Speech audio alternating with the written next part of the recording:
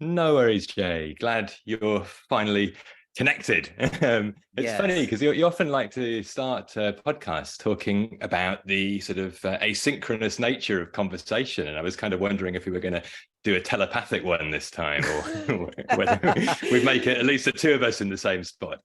No, I think I just have too many balls in the air and I jotted down the time wrong, but I'm glad that you had some free time today and we were able to still get together. No worries, no worries. It's a real pleasure to be chatting again and to be chatting actually this time looking at each other. I know in the past you've done podcasts just with the audio and like you, I'm staring at the screen too much already. So I kind of like to switch it off sometimes, but also you get a different feeling looking, through the screen at least at each other, even if you're not quite in the same space. So it's a I pleasure to think be that doing that. I think that's especially true when you have had times to talk with someone, you feel like you know someone a little bit more. It's not just a Exactly. visual image of someone you feel like you have no connection to. And I certainly feel some connection to you. And let me just quickly say that Hmm. I'll record an introduction for my listeners to kind of explain how this all came about and what inspired it. I just wanted to Cool. say to you how much I was flattered by you suggesting to do it and how I've Oh. certainly been interviewed before, but this feels very different because I'm such a fan of your work and I've really appreciated your episodes, your new podcast. So I really feel like the idea was to put myself on the hot seat, and I feel like we have certainly accomplished that today. So with that, I'm happy to kind of turn the reins over to you. Well, thank you, Jay. I mean, I should return the compliments. I'm only really doing this because you do what you do. Yours is the only yoga podcast I really listen to, and I've been listening since you started, which is now a very long time ago. And I guess, therefore, the first question that pops into my head is, did you ever imagine when you set out in 2015 hosting a chat with your friend Josh that you would be still at it 8 years later? Um, I think that I had a plan that it was going to be a long-term project. In fact, anytime you like try to educate yourself about podcasting, which I did before I started it, like if you go listen to people doing podcasts about podcasting and you Yeah. try to get like information about how to have a successful podcast, everyone tells you that it's like a long game. And I think that I had been doing my blog for the better part of a decade. So I took it on as just like a practice for myself, like a meditation or a practice to keep myself learning in a sense. So Hmm. I always saw it as a long-term project, but I don't think I could have foresaw what it would have become or the role that it would have played in my life. I mean, as you've often said when you've talked about it, through the podcast itself, and a couple of times I've heard you, speak about its genesis, that it really was a continuation of the blogging process. And as blogs kind of petered out in an interactive kind of way, this was an opportunity to actually continue the dialogue that didn't seem to happen on Facebook. It's true. I think that when I first started doing some writing, in fact, if I go back to my earliest blog post, I believe there was one that was called Hanumanasana is overrated. And basically, it was a piece about Always had an eye for the clickbait then. it was definitely for clickbait because it was a blogging time. We were all finding Yeah. clickbaity titles. But I think that it was a response to an article that I had read in Yoga Journal magazine that I just felt like wasn't very substantive or nuanced. And I wanted there to be more of that. And someone said, well, then you should write it. And I was like, well, that's a good idea. So the idea was always to have more nuance and more in-depth considerations. Of course, the blog, I started out doing like 800 words and it ended up being somewhere between 800 and 1,000 words each month. But over time, with the advent of social media, initially there were those comment threads on Facebook that were very exciting and cool. And it felt like there was a lot going on the internet for yoga. And it was a very exciting time. But as it progressed, at a certain point, there was that algorithm shift, which I think we may have talked about on my show the first time you came on when we were talking about Indeed. Yeah, media and yeah, journalism and exactly. stuff. The polarization and the mess that creates. Yeah. There was like a algorithm reprogram at some point, at which point it just felt like everything got shorter and smaller, and like 800 words was too much to ask people to read. It seemed like people weren't reading and engaging with text in the same way. And podcasting was something that I had just gotten into. I was listening to podcasts, and it was like a better way to fill my time than like being on social media or watching YouTube videos. And I thought, wow, podcasting really felt like the more exciting medium. It felt like old radio, where you have people like whatever, Joe Rogan, people doing these like super long form conversations. And I thought that's where I think I could find more nuance than I can in an 800-word blog post. And you've said as well at the beginning, that you were turning to the people who you knew and almost, trying to construct a bit of an oral history of how things came to be the way that they are. And then, obviously over time, we're now into the 300 and something conversation. And I guess I wonder how you keep finding new people to talk to. What is the organizing ethos really behind the podcast? That's a pretty funny question. I'm not sure how to answer it. What I would say is that, yes, when I first started doing the podcast, and if someone goes back to the early episodes and listens to those rambling, slightly embarrassing intros I was doing, it was about trying to make sense of how I got to where I was in sort of the yoga scene, because I had, as I've often said, rode the wave of yoga into the mainstream, started teaching in early 90s, right before it kind of started becoming more aware in our popular culture.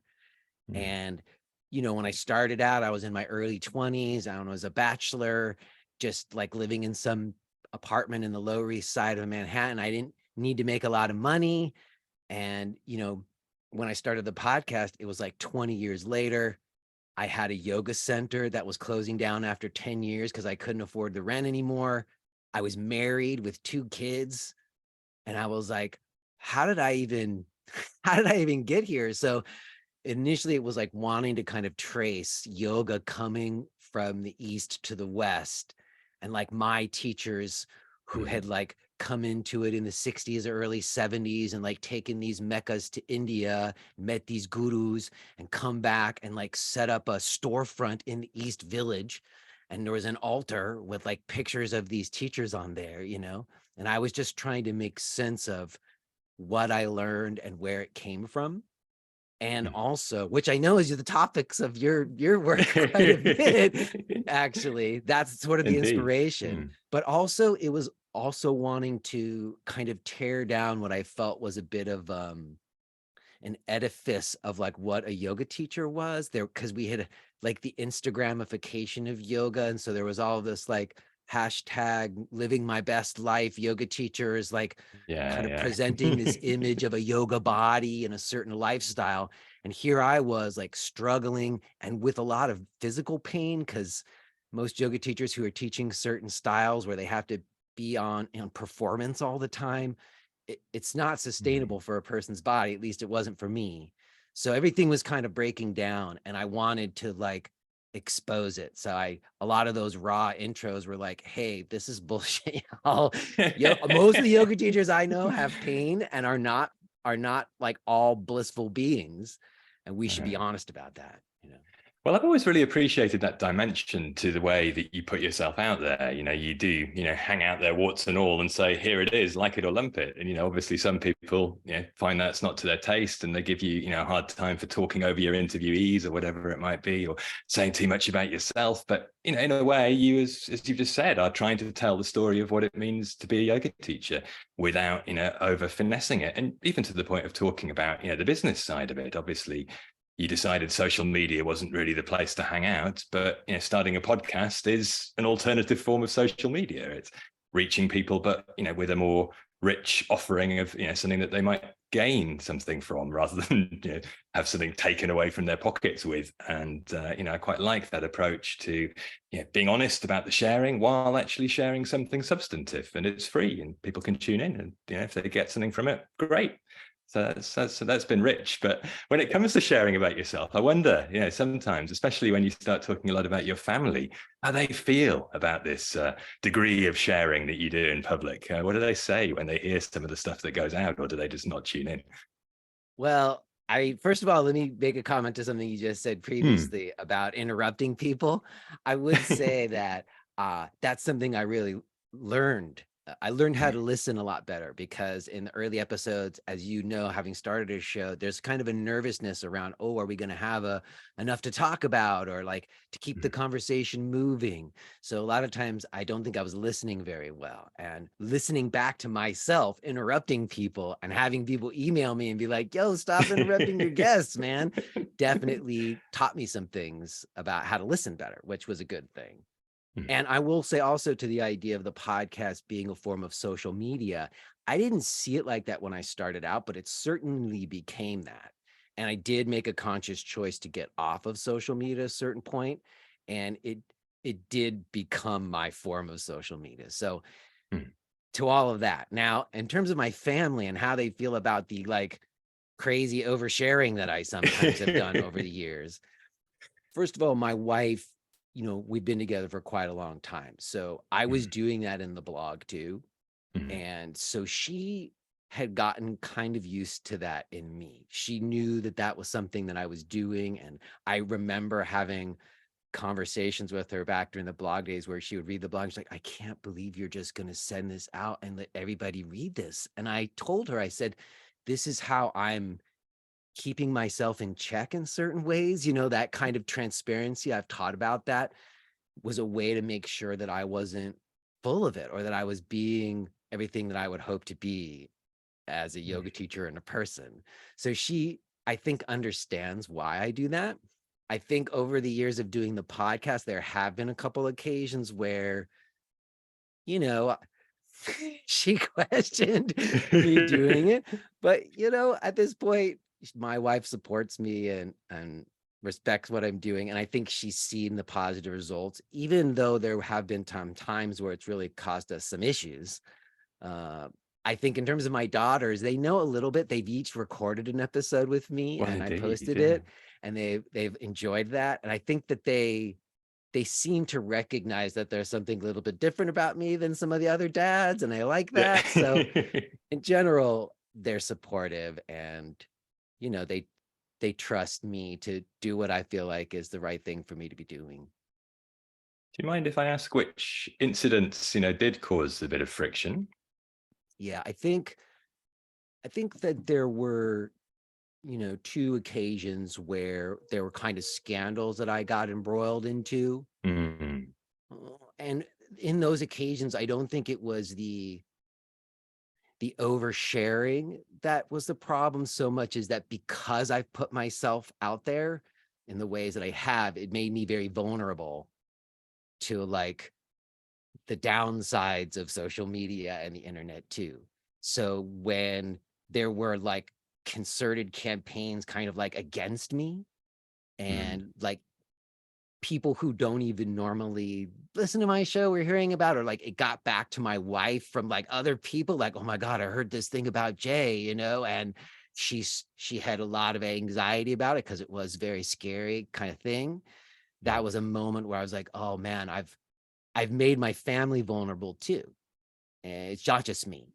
And I had to kind of reconcile that. But having said that, all in all, I don't think that my wife has ever regretted it. I think, again, my wife met me always having been this way, always having done this. So for her to like be upset about it now, it doesn't make any sense, you know? I hear you. No. I'm curious though about this, tendency to get embroiled in controversy, because it's not just a one-off. And I actually discovered if I typed your blog URL into Google, the SEO text comes up and it describes you as outspoken and sometimes controversial, as if you're almost wearing it as a badge of pride. I mean, it's honesty again, radical honesty, but do you sometimes actually actively seek out controversy, whether consciously or not, do you think? I think that I've always wanted to be a bit provocative, that it always Mm. felt like in the early days, it seemed like nobody was having conversations about stuff, and I wanted to provoke them. And it Mm. was in that earlier punky, clickbaity time in the internet. So some of that outspokenness was kind of like a marketing angle in a way to kind of get noticed, I think. Yeah. Over time, I think I haven't wanted to shy away from what felt to me like the most important conversations we should be having. And as I said, sometimes there's this thing of yoga teachers when it comes to needing to put ourselves out there in the market of like always putting forth like this best picture of success or something. And Yeah. I wanted, as I said, to kind of tear that down. Um, so I don't know. I might have lost my train of thought on your question a little bit. Well, it was What more just remind to me what what. you were asking about? Oh, the controversy. I think Mm, sometimes it's just like a punky nature in me wanting to stir things up. I've certainly matured in that, and I'm way more careful now because I can see that there can be sort of harm that happens from it, where I think in the past I wanted to stir up. Like if someone came on the show, I would almost take a more adversarial role in the conversation sometimes, especially if I didn't agree with that person on certain things. And I mm. would want to kind of like spice it up, which in certain ways works. Like you will get more attention. What I learned is you can do that. You can do things just to kind of make controversy and get more reach and have more people pay attention. But a lot of the people paying attention don't like you. Like Well, there's you always draw the. the you draw attention that you don't necessarily want. You like attention for Mm, attention's sake. I found to not be fruitful, not for my business, not for my soul. So I think now I'm just smarter and not interested in creating any adversarial relationships. Even if I do disagree with someone, I want to feel like I can connect with them and that there can be like a base of friendship, even if we see things in very different ways, especially nowadays with so much polarization. That's become a bit of a new part of the mission mm. of the show, is to be able to talk to anybody, even if we see things very differently, and find a mutual ground to come together on wherever possible. And have there been any conversations since that shift in your perspective where you have, really found yourself quite strongly disagreeing with somebody, but then bitten your tongue and then got off the call and vented to someone else about it rather than letting it all come out on the air? I'm just curious how you manage that as somebody who's having all these conversations with such a wide variety of people who sometimes surely must just, yank your chain in some way or another. I appreciate that question. I would say it doesn't happen very often. Partially because going back to a question that you asked before that I didn't Hmm, answer in terms of like what's the genesis? Like how do I come up with all these episodes, or how have I managed to maintain some consistency of doing a weekly show for 7+ years at this point? exactly. Yeah.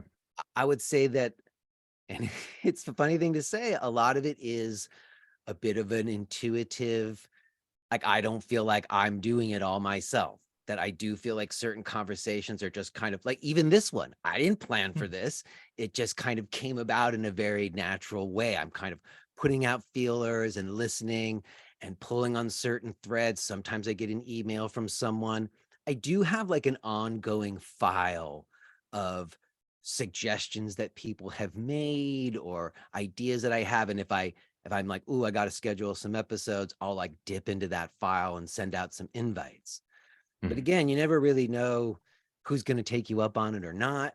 And it is kind of a process of it unfolding in and of itself. And I found that when I let the episodes kind of unfold and I'm not trying to like create the content in a way, I'm letting it just be a natural part of my own inquiry and practice and where that's leading me, then I don't find myself in situations where I'm in conversation with people where I'm like, ooh, and I want to say something and I'm biting my tongue. It has Hmm. happened recently. I hesitate to like point to the exact episode because I don't Give us know a if general that's, flavor. Let's I not go don't to know the if I personal. want to Yeah. do that.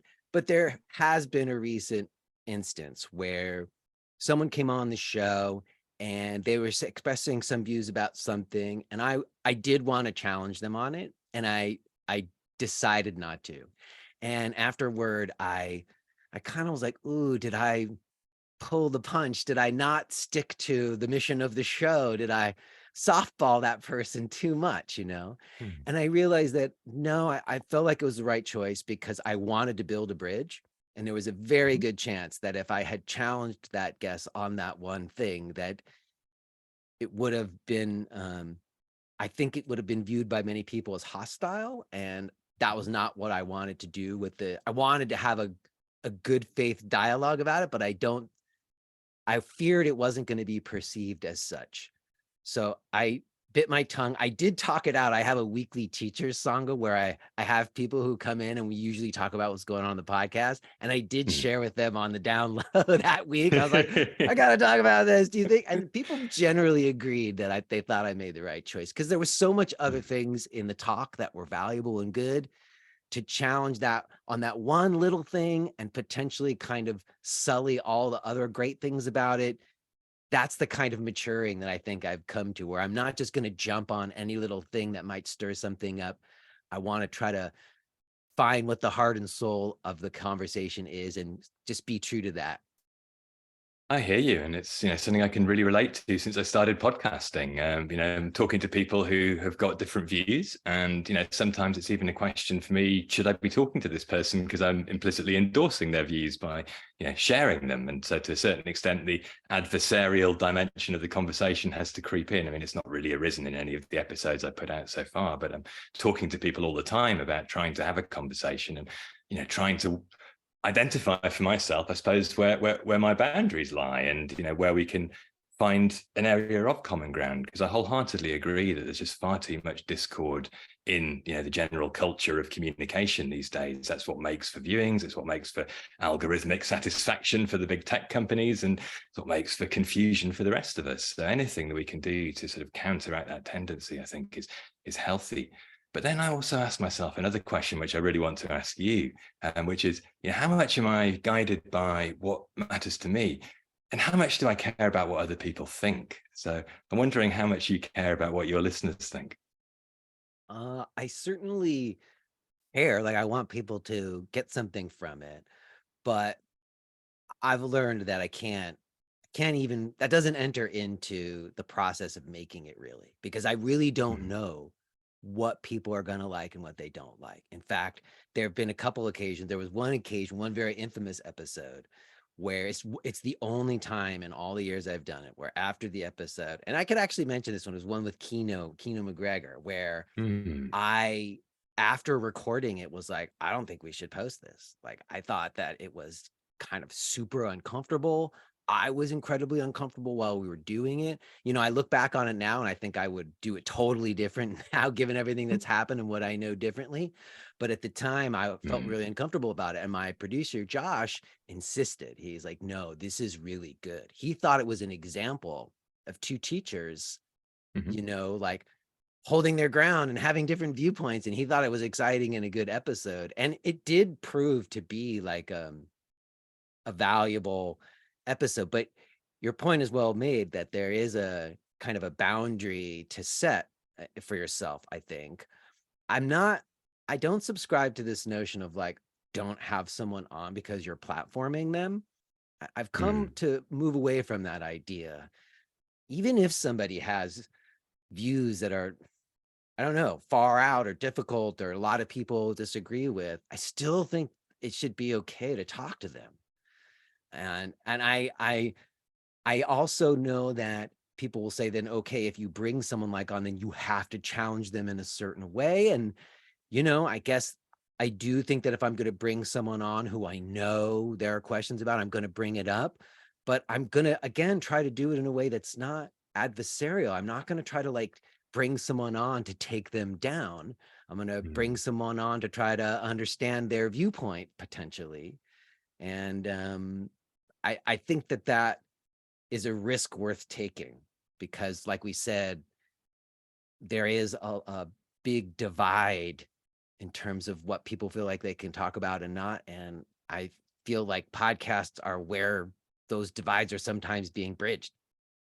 I agree with you. It's an opportunity to bypass, the filters that normally control what's on the airwaves, and so we can talk about anything, and that is a great opportunity. And I appreciate in a way the evolution of your thinking on that. I remember actually there was a time when, this sort of wave of guru abuse revelations was coming up that you sort of felt duty bound to put the point, particularly to teachers of Ashtanga, what are they going to say about their guru? And, that was perhaps one of the flashpoints that got you, a certain amount of stick, some of those conversations. And then by contrast, the other extreme, I suppose, when you had Kachiananda on and, we're talking about, gender critical feminism and various perspectives around that must have got you probably the sort of stick that you were alluding to when your wife was raising some concerns, because I imagine you got a lot of it for that. And, fair enough to still say, I think it's important to be able to have a conversation, because I do think in light of, some of the ways that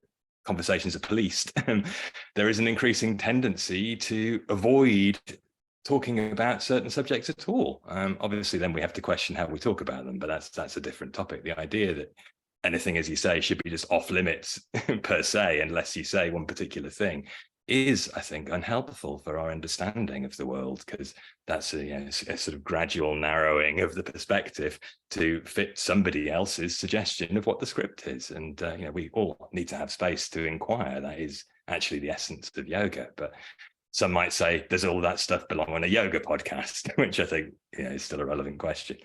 It certainly is. And, that specific instance that you're pointing to, I would say is the most like inflection point for the show in regards to what we're talking about. At the time, I stumbled into that not really knowing what I was stumbling into.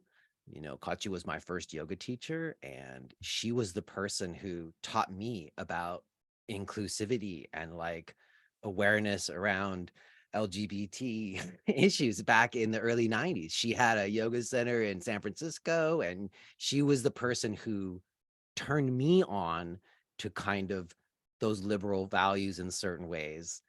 And so when I kind of caught wind on social media that she was kind of being in this situation and people were going after her, I wanted to talk to her to understand that.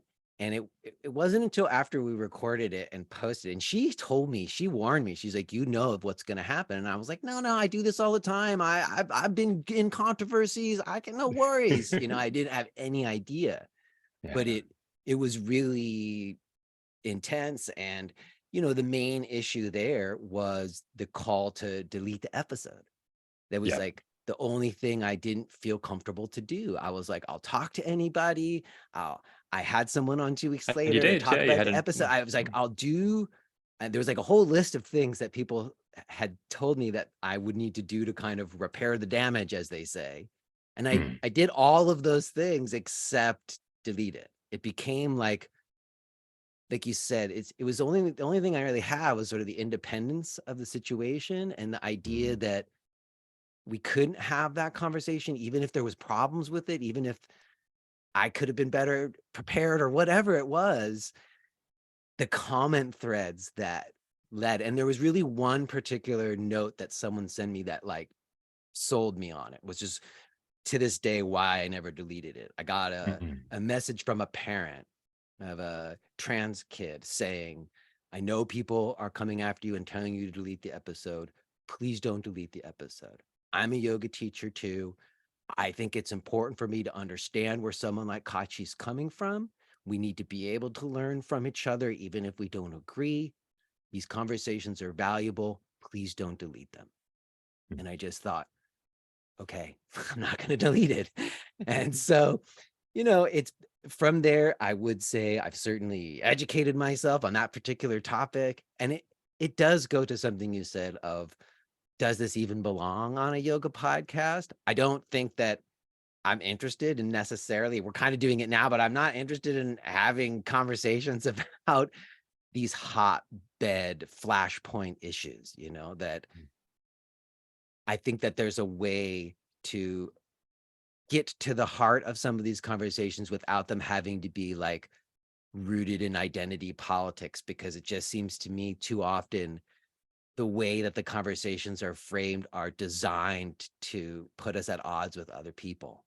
So yoga to me is a way of finding the commonalities and the universalities and not pitting people against each other, So I think I'm clearer on that. And Mhm. like I said, were I to have someone on the show who expressed views like that again, I think I could handle it much better now than I did then. But I Mhm. don't regret leaving it up for other people to hear it and to see the comment threads that came from it, because I thought it was a learning experience for me and for listeners. And you described that, I think, as learning in public. I can't remember if it was in relation to that incident or a previous one. But you know, obviously, that's part of the process. If you're going to get into hot water, to not just sort of make it all go away, scrub it from the internet, pretend it never happened. You know, people can still form their own opinion, and you know, in a way, that's what you're arguing for. And you know, we do live in a culture that's supposed to value free speech, so yeah, the suggestion that the answer to speech you don't like is to shut it down is, I think, antithetical to the idea of free speech. So I agree on that level. But let's move on to a slightly different angle, because obviously you get it in the neck from various different perspectives. And yeah, a couple of times you've had it from that sort of social justice orientation.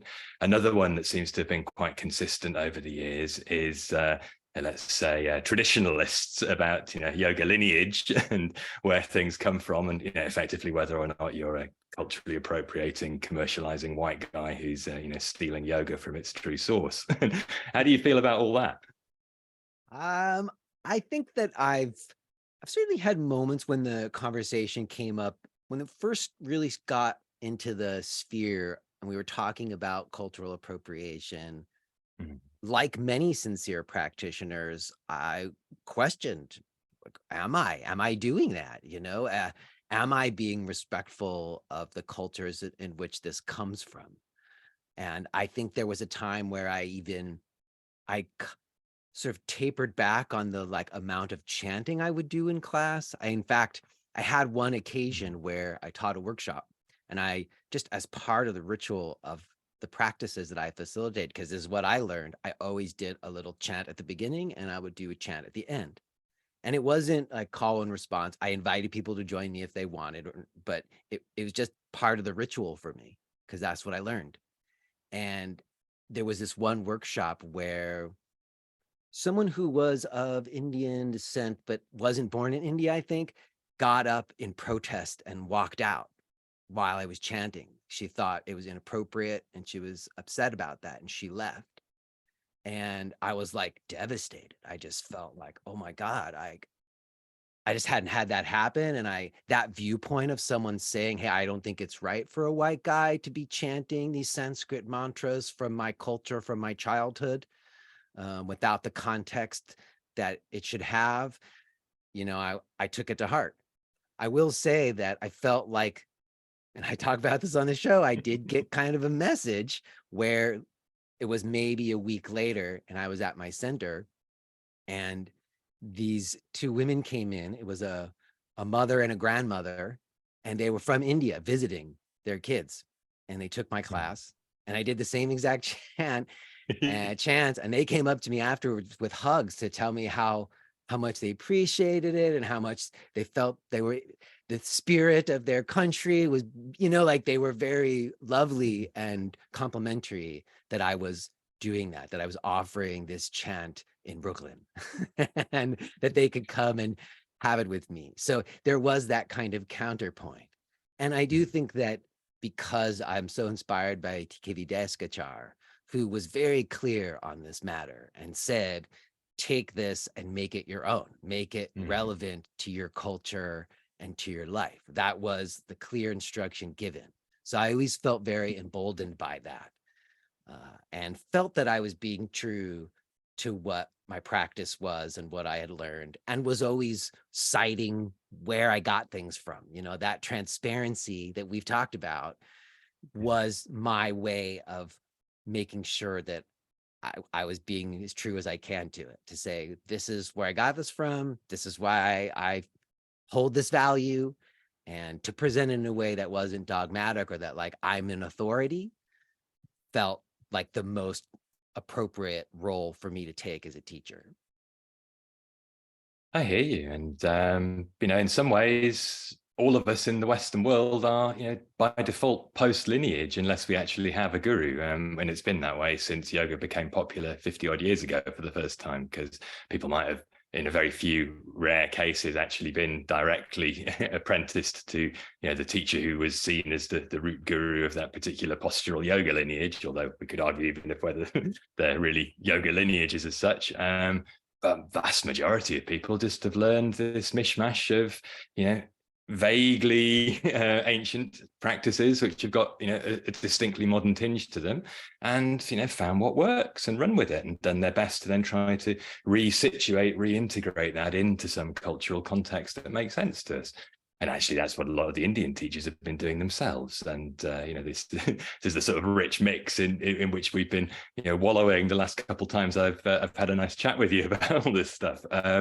And I suppose that leads me to the third realm of potential criticism is, sometimes people get their knickers in a twist about what's properly yoga from the Western perspective. They've studied a lot. They've got a sense of what comes from where. And anybody who's a bit cowboy and Wild West and making it all up for themselves rather than aligning themselves strictly, even in your case with purely the Desikachar lineage rather than your take on it, they might say, well, this isn't serious. This is shallow. It's not proper yoga. This is supermarket yoga rather than the real deal.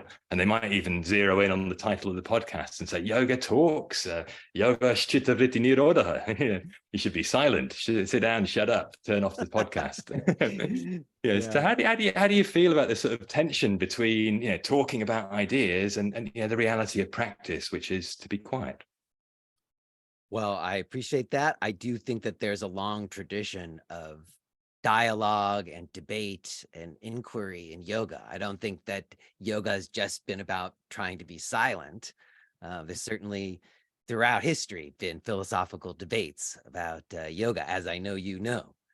I'd say about the idea of like what is yoga in terms of a modern postural yoga context. I think that I've certainly evolved some over that. In the past, I think I was someone who lamented the turn towards a fitness orientation in yoga. When I first came into it, it definitely still had some roots in its mystical past. And like I said, there was always chanting at the beginning and the end. And there was kind of a sort of more overtly spiritual component, which was a big part of why I got into it. I definitely didn't get into yoga for fitness reasons. I was grappling with grief and things inside myself and just wanting to like not be suicidal. I mean, I was Fair not in a enough. great place at an early time in my life, and yoga became a vehicle to, as you say, sort some things out and get to know myself in a way where I can enjoy my life more. So it always had that kind of deeper spiritual orientation for me personally. Even when I did caught up in the wave, I would always I would say, this class will make you strong and flexible. And we're also going to cultivate patterns of thought and behavior, I was always trying to like keep that element in, even when I was trying to cater to the whims of the market, because at a certain point, and still to this day, it's so much easier to get a lot of people to go to a handstand workshop than it is to get them to go to a workshop on whatever subtle inquiries into the nature of our existence. Believe me, I So know about that, Jay. I know you know. So I think that I was somebody in the past who didn't want to create adversarial relationships, was saying, but no, there's a difference between a class that has a fitness orientation and a class that has other kinds of orientations. I have had since many people on the show who make the case that a more physical practice can still be deeply spiritual. And I wouldn't argue that. Different people need different things. And, I think in my early 20s, if I came to the practice that I do now, I probably would have thought it was very boring. So I can concede that just because there's more rigorous physicality doesn't mean it's not spiritual. I do think that there is something that has happened where the education, like learning about yoga, it got pushed into teacher training instead of the classes. Like when I first went to classes, there was a lot of education in the classes as well. The teachers offered a lot of teaching that wasn't just poses. And I think at a certain point, all of that teaching outside of poses just got funneled into teacher training, which is wrapped up into ideas of career and other issues, frankly, which I don't know if you want to talk about that, but like the problems with the way that we've come to train teachers are contrary to what I have come to understand as like the pedagogy of yoga learning as I engage it. So there's always been a bit of that at odds. And so I feel like at a certain point, the case of it being like the fitness classes are the doorway for people. It's good that there's Bikram and all these other kinds of approaches because so many more people have got into yoga. I think that's true to a degree. Certainly a lot of people who started out just for workout purposes end up getting into a deeper inquiry. But what I found is that because the teachings got relegated only to people who can afford thousands of dollars, anybody who wants a deeper inquiry into yoga but doesn't want to go to teacher training, there's nowhere to get it because all the classes were so focused on asana and nothing else. So I do feel like I've wanted to hold a torch for yoga classes that are expressly not focused on fitness. That's why I kind of came up with that slogan, gentle is the new advanced.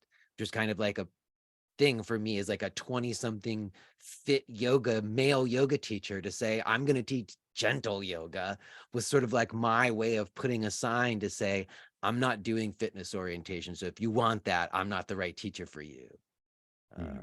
In terms of what makes it yoga, man, I don't really know how to answer that question. I do think that I've found that there are certain universalities, as I've heard you discuss on your show, in terms of practices as a way to not direct or calm the mind, to have like a stabler mind and clearer perceptions so that we could make good choices for ourselves. For me, there is kind of like a definition or a way. I even heard you talking with Eddie Sternison about how yoga works, that there's a way that, as I've come to understand what yoga is referring to, is a very specific thing. It's not anything. And so if someone's practices, even if they have fitness orientation or they're very different than mine, are serving that person in those ways, then I think it can be yoga. But there is something that's yoga. And I think we should hold true to that.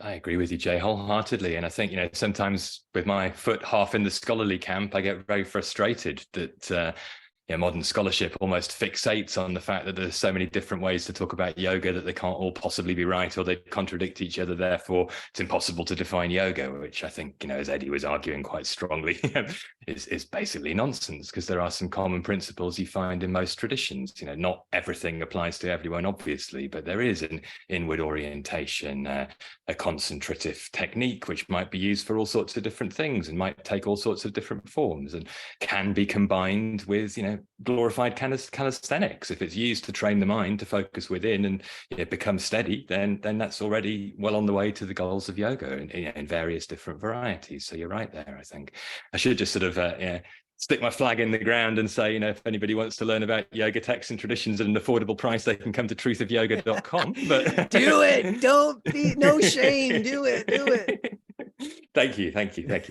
Moving on, though, I mean, you talk about coming to yoga with sort of a spiritual yearning in a way, and because of suffering, and that is about as authentic as we get. That is the origin of these practices. Or depends how one defines existential angst. I mean, originally it obviously had this cyclical reincarnation flavor to it, but still, that's where things begin.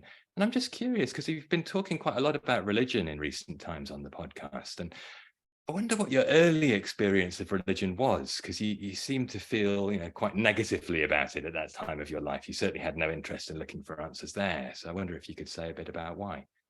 Oh, I'm happy to. It's a good question. And it absolutely is underlying the recent inquiries I've been having on the show about religion and God. I think when I grew up in the 80s in Los Angeles, my parents were coming from, I guess you'd call it conservative Jewish households from Brooklyn. And my mom held a Judaic faith. I have very warm memories of her like lighting Hanukkah candles. And there are some very sweet moments I have of my mom and her religious faith, I guess. I, however, my experience was not at all positive. You know, it was the 80s, and my dad was my dad. That's a whole other couple of podcasts to try to talk about him. But my experience of going to temple and being a Jewish family just felt incredibly hypocritical. I, as a young boy, kind of was in the drama class, so I had a comfortability like memorizing lines and getting up on stage, and like did sort of drama competitions at a young age. So I was a bar mitzvah, and I remember actually, you know, when you're a bar mitzvah, you have your Haftorah portion, which is the portion for that day that you're being bar mitzvah, that you were going to read. But because I was sort of like, I don't know, a kiss ass, I did all the Torah portions, not just my Haftorah portion, because I could memorize everything. And I remember someone coming up to me and saying, it's so wonderful to see a young man taking so much interest and pride in their Judaic education. And I just remember thinking, kind of laughing myself, really? Because I had just memorized everything. I didn't know what any of it meant. And a few years later, my mom was sick, and I remember we were going to a High Holy Day services. I was 16 years old, and I had all these prayers memorized. And it was like the first time where I like looked over and there was translations for what the prayers meant.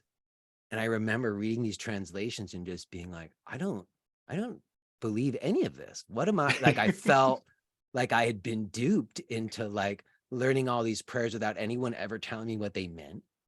And I think I was also in a lot of pain because of what was happening with my mom. And I just full on rejected. I remember telling my dad, I don't believe in this, and I'm not going to temple anymore. And my dad said, well, listen, I don't believe it either, but your mom does. So you're going. And I was actually okay with that. Like when I didn't have to believe it, when it was just for my mom, I was like, okay, that's cool. And I was fine with that. So I do think that my mom, just for anybody listening to this who might not know that, my mom did pass away not too long after those experiences. And I think that after she died, things got very bad for me. I mentioned, you know, when it was reconciling that loss that kind of brought me to the lowest place I've ever been. And I think that yoga did become like the vehicle for me to like find my way out of that hole. And I needed a way to feel something ancient and sacred. That's what it felt like. I needed something sacred, and I needed support, and yoga became that thing. But I was always very much, it's not religion. Everybody said yoga is not religion. Yoga is not religion. And that was important to me because I associate religion with organized religion. And what I see is like power and hierarchy and hypocrisy. I associated religion with all of those things rather than like the heartfelt somatic experience of prayer and union with a higher power, you know? And as I've talked about on this show, I think over the last few years, we've all experienced quite a communal ordeal. And then I've had my own personal ordeals, as many of us have had within that. And I think that in coming to meet those experiences and challenges, I found myself coming to prayer in a new way. And I think I've prayed in the past, but I just never thought of it that way. There's like a voice in my head, a certain place that I go where I'm laid bare. And I think I've always done that. I just never thought of it as prayer or me talking to God or being religious in any way. But the conversations I've been having are a lot about a reimagining of religion so that it doesn't have to be those pitfalls of power and hierarchy. It can be the heartfelt feeling of being held by something bigger than yourself and being able to get guidance from something bigger than yourself when you need it and feeling supported in life in that way. So I then wanted to talk to people about the role of God in yoga, because I think that there certainly has always been a debate. We talked about people debating.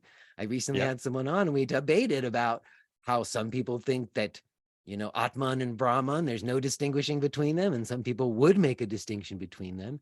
And I always thought of that in different ways, but now I can kind of see, oh, that is really the question. The question is it just a universal energy, or is there a supreme being also, or a creator at play? And I have found it a very fruitful and intriguing thing to talk about, even though it's really hard.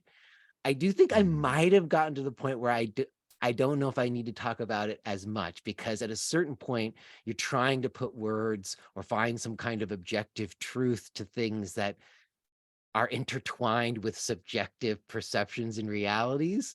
So at some indeed. point, it's like you're beating a horse or something.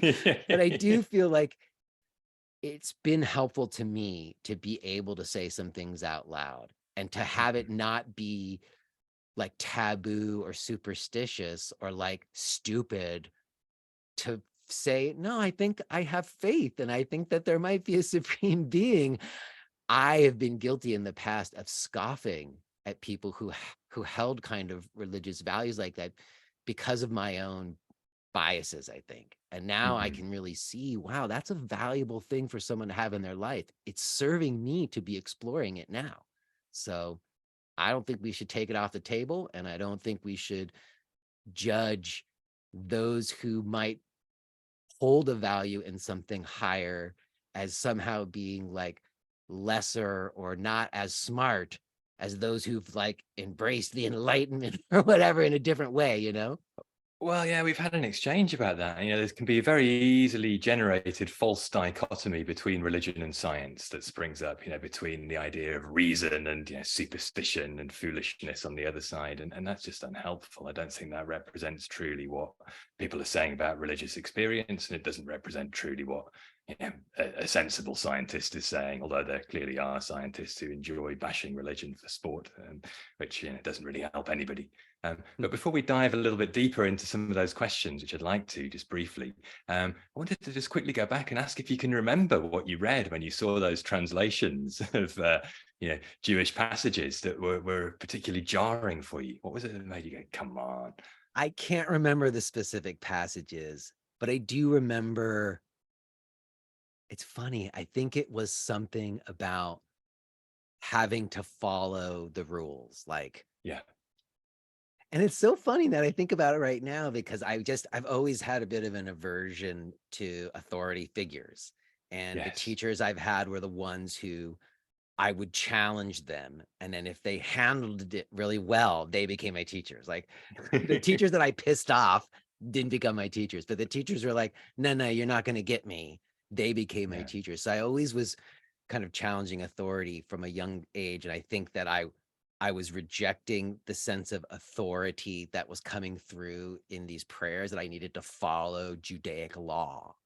And it's interesting nowadays, I look back on it, I had a similar, I think, misperception around the word renunciation in yoga. Yeah. I've often associated the word renunciation with being ascetic and needing to remove myself from the world and, to try to go away or transcend this worldly plane of desires and ego and stuff.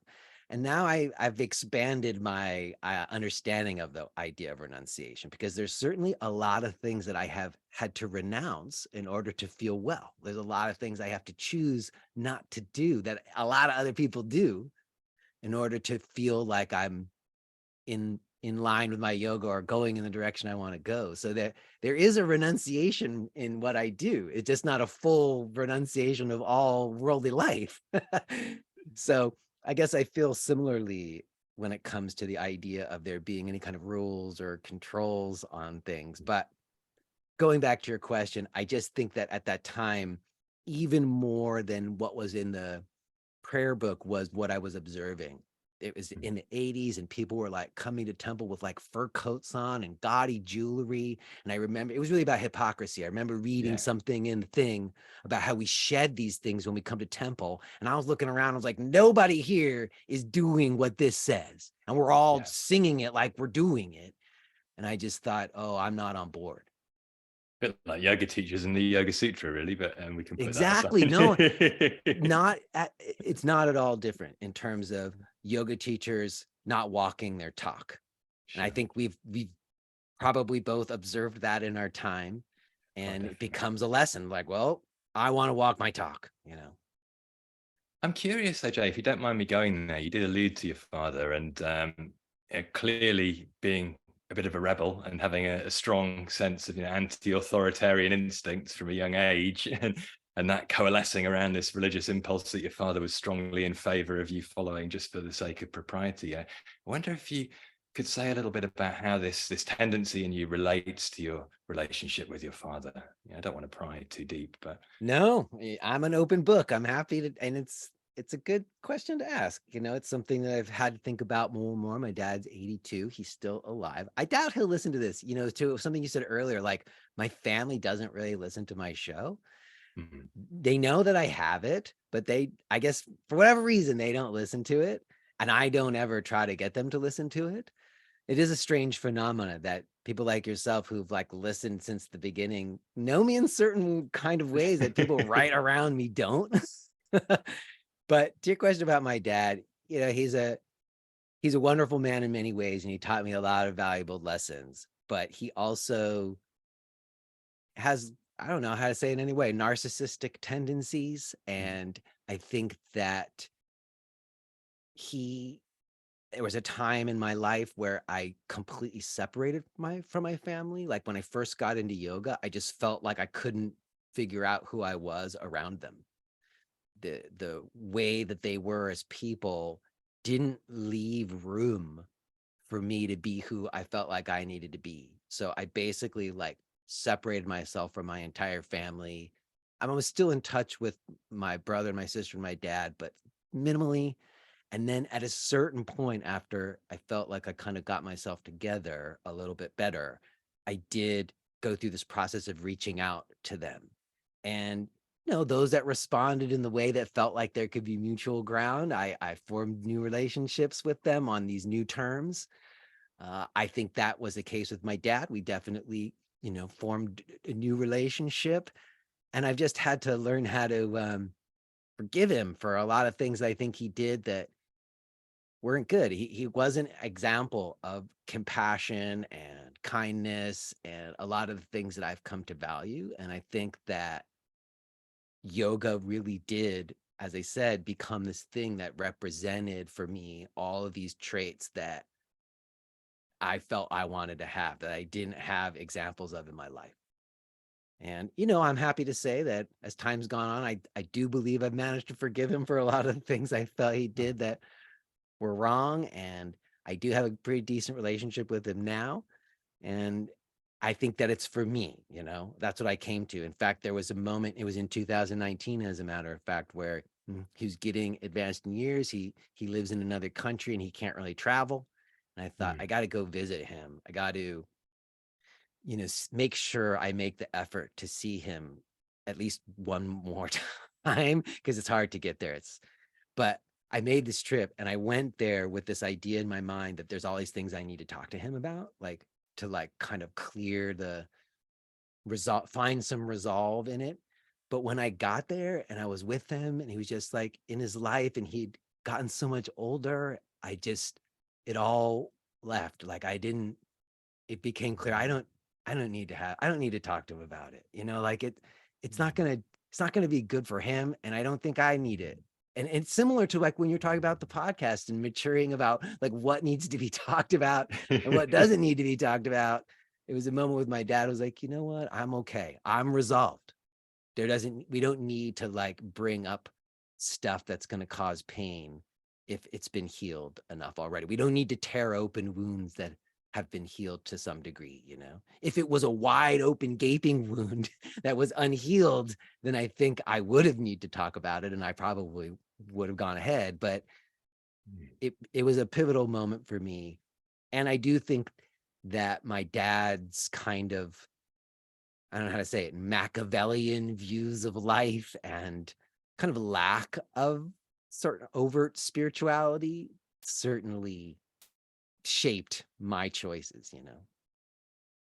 Well, thank you for sharing all of that. I really appreciate it. And yeah, it almost leads on to the other side of my curiosity around religion, seamlessly, because I can't help wondering if there's some parallel between the reconciliation with your father on that level and the willingness of an anti-authoritarian to embrace the notion of a supreme being.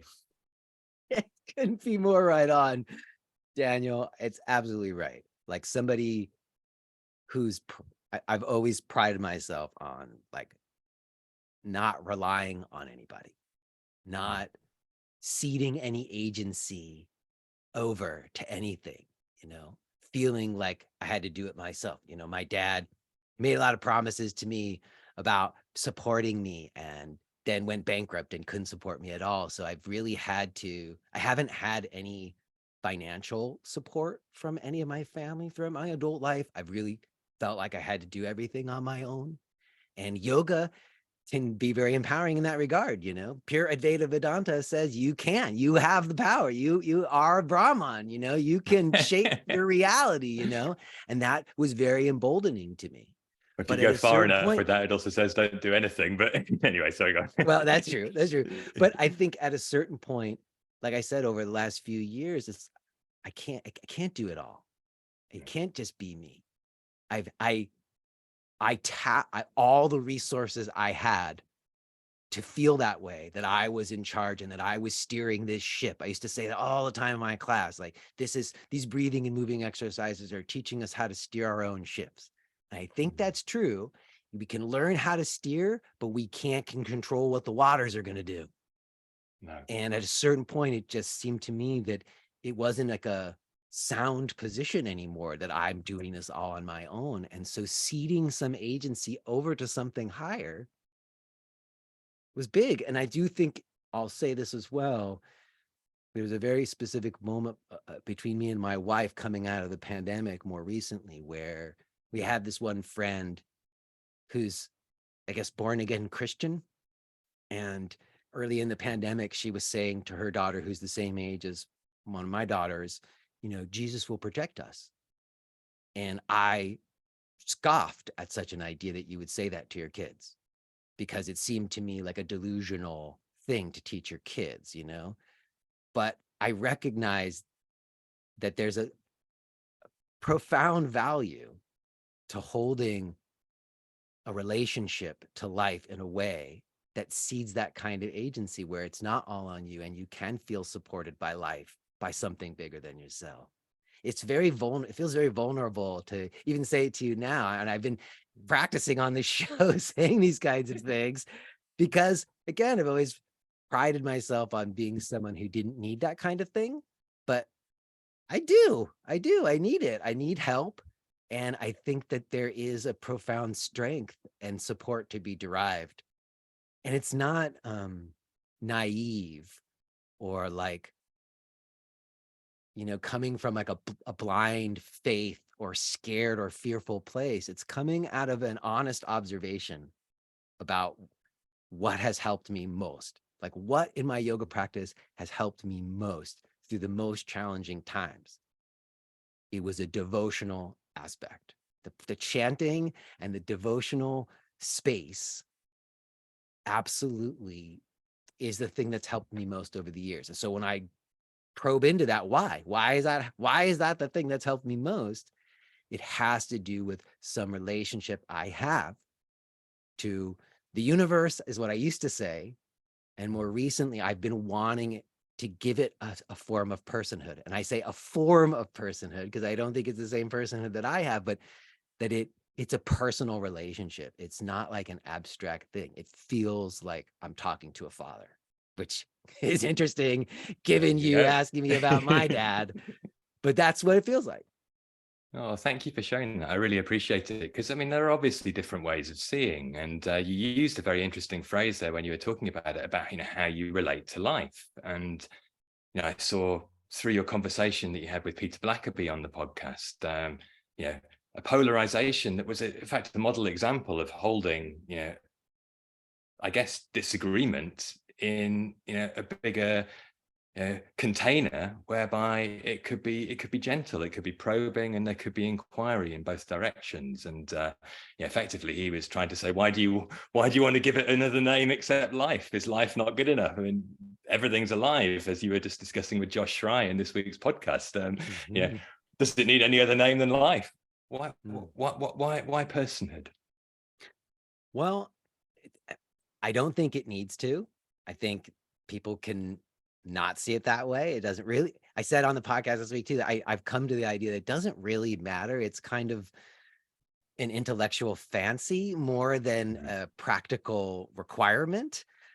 I would say the reason why I took the stance with Peter that I have, and the reason why I'm still kind of wanting to attribute the person is because of the experience of it. That when I have felt in some communion with whatever this universal energy is, it feels personal. Like I mentioned to Josh Rye this week, I have had experiences while I was teaching where words came through me or out of my mouth that I had never said before, that I didn't plan to say. And it felt like I tuned into some kind of frequency, some kind of like universal wisdom frequency.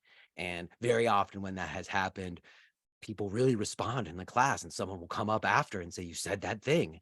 And sometimes people will tell me in retrospect, you said that thing, I don't even remember saying it. So to me, there's that experience, which if it was just that, I would think of it as a universal force or energy, life. It wouldn't have to be called God. It wouldn't have to have any personhood. But that is a distinctly different experience than I've had when there's been these very intense inflection moments in life, or when I felt tapped, when I no longer felt like I had the resources in me to meet the demands that were being presented to me. That thinking of it just as life, or thinking of it as this extra abstract kind of non-dual notion, it was of no solace to me. Like my non-dual talk, like my ability to talk good talk about non-duality, didn't do shit for me when I was suffering. Like what really helped me, and while going on the walks in nature certainly are helpful, there's a certain experience that I've had, and it is more recent that I've identified it to me being something different. And that's why I'm just being honest about it. It's like almost Sure. against my will. Like I've been skeptical and cynical of these things my whole adult life. So it's almost like against my will that I'm saying it, but I'm just being honest with myself about what my experience has been. And I I think, and I talked with Josh about this, it does also have to do with this consideration of right and wrong, or good and evil, that like that ties into the idea of there being a bit of personhood to a creator, because it's just life and it's just all one. Perspective for me sometimes is a whitewash for a lot of people of like right and wrong. Couldn't And agree more. so to me, I'm feeling like I think we need to discern what's right and what's wrong. And I think that there's evil shit out there, and I want my kids to be able to discern it. So something about that ties in to this question about whether or not the creator has a form of personhood or not. Because it's when the creator doesn't have a form of personhood that I feel like it can slide into this nebulous all is one zone or something. I totally agree with you. And at the same time, I also can see that it's possible to have that perspective, in the way that Peter was advocating, to be, an environmentalist, humanist, lover of life, who makes wise choices based on weighing up what's helpful, what's not, what's good, what's bad, and and does that without framing it in the way that you just articulated. And there's space, as Josh put it, in the bigger picture, for all of these various perspectives to coexist. We don't need to eliminate one to allow the other to have its space to be. And I think that's one of the richnesses I find in yoga traditions. The common thread there, which you again articulated very well, is that there there's more to life than us. We are not the center of the universe. And, that's the first delusion we need to let go of, I think, to get somewhere with this inquiry. And to let things happen through us is part of that process. However they happen, in some ways, I think it's an unknowable mystery. And, my personal perspective is I'm happy leaving it mysterious, but Me it's too. certainly Me more too. than I know. It is a mystery. And I would say that, that conversation with Peter was super important for me. I think that, it goes to what I said earlier when I came to this idea that it is a bit of an intellectual fancy. It doesn't really matter whether Peter thinks there's personhood to a creator like I may or not. If we're both on the same page with like being in relationship to life and other people with kindness and compassion and good, then I think there's no reason we can't be together, and if we can hold that for each other, then that's the bridging of the gaps that I was talking about. I will say that it is interesting to me that there is like a kind of, the only caveat I would put on that is that I do sometimes think there is, and I don't know that Peter holds this view, but that there is a kind of materialist view that I personally find almost anti-human. And so it is like a passionate thing for me where, and that's what Josh Schrei talked about in the podcast this week too, that this kind of like idea that we can separate our subjective perceptions of things into this objective reality is at the root of a certain separation that yoga has been healing for me. So it is tied into my yoga that, I don't know, that yoga comes out of what I think of as a more animistic context than a materialist context. Not that Peter and I can't be great friends, but I think that that's something I'm interested in terms of like what is useful to me and what I think maybe is a counterbalance to a lot of things happening in our broader cultures and society. Well, I hear you, although I was moved when I heard Josh say that, to point to the Yoga Sutra, which says that the means to liberation is uninterrupted discriminative discernment of the difference between the seer and the seen. So at the same time, there's another way of spinning it.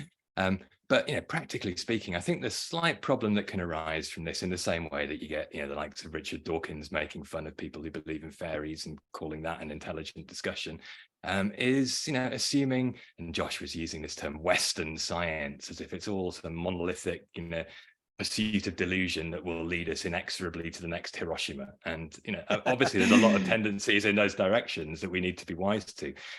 But science is just a tool that can be used skillfully or stupidly. And there's a lot of stupidity out there that I personally like to resist. And in the name of being a human rather than a cyborg. And we definitely need to be wise to that. I agree. Same true for yoga in terms of it being tools that can be utilized, and for good or ill. So I couldn't agree more. Exactly. Well, that seems a lovely place to end it today, Jay. But I hope it's not the end of the conversation. I really enjoyed this chat, and I'd love to keep talking. But for now, I just want to thank you for being so open to sharing and being willing to be put on the spot and open yourself up to all of these questions. Thank you. No, thank you, Daniel. This has been fun. I can't even, I looked at the clock. I can't believe how fast the time went. That's usually a good sign. And I appreciate your probative questions. I knew that you would come with some insights, and you surely did. And it's been fun for me. I believe that I've said some things here that I've never said in other interviews, and I appreciate you bringing that out. Oh, well, again, really appreciate you opening yourself up and being so willing to engage in the inquiry. And that's the spirit behind this podcast that keeps me listening. So thank you. Well, kudos to you for your new show. Keep at it. I love it. So, it's a long game, like we said. Hopefully I'll be here in 8 years. We'll see. For now though, Jay, thanks again, and we'll speak soon. Cheers, brother.